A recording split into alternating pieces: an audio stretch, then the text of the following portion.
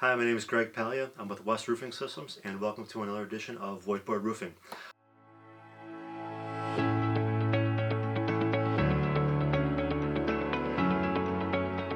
On today's episode, we're going to talk about a spray foam roofing quiz. It's a new downloadable content offer that we have. I'll put the URL to get it for free.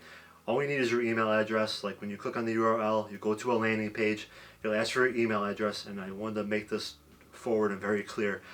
You put your email in, you'll get one email, and it'll have a link to the PDF for the whole quiz. It's 10 questions, but after that you will not get emailed anymore. There's no automated workflow where you're going to get stuff from us every 3 days for 2 years. There's none of that. It's just one email and that's it. So I just wanted to make sure that was very clear, that we're not going to spam you after this. But it's 10 questions. There's 3 possible answers, and it's kind of cool is because I don't just say, okay, that's the correct answer. There's a long explanation about why it's correct, but also why the other 2 incorrect answers are incorrect. So let me get into it real quick. Let me just do 2 questions, then at the end of it, or at the bottom, I'll give you a link to the full 10 question quiz. So question number 3 is, what is a common problem with spray foam roofing systems? Since the foam is lightweight, it can be carried by wind onto undesirable assets. Spray foam does not increase R value, or spray foam requires more labor hours to install than traditional roofing systems. And the answer is, since spray foam is lightweight, it can carry by the wind onto undesirable assets. It's called overspray. When the wind carries spray foam, it's a common problem with spray foam. This is countered by spraying when it's not windy, covering nearby cars, and or using windscreens.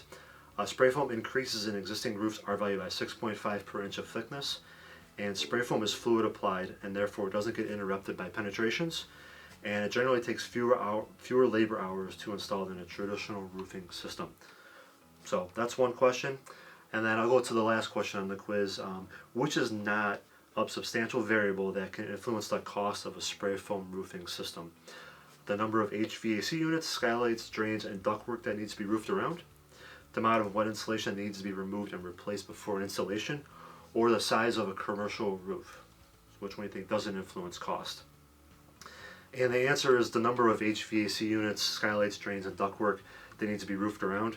Penetrations are issues for roofing systems that are rolled out in sheets, as they need to be custom cut to fit around them. Spray foam is fluid applied, so an installer just sprays around them and continues without interruption. A roof that requires 2% of its wet insulation removed and replaced is a big cost difference from the same roof that needs 20% removed. And a small 1,000 square foot roof could cost $10 per square foot, while a 100,000 square foot roof could cost $5 per square foot. A larger roof will most likely cost much less per square foot because of fixed costs and economies of scale, so that kind of makes sense. So there's 2 questions right there. Hopefully you learned a little bit from one of those 2, but there's 8 other questions there, I said, that are on the full quiz. So on the bottom, there's a link to the landing page.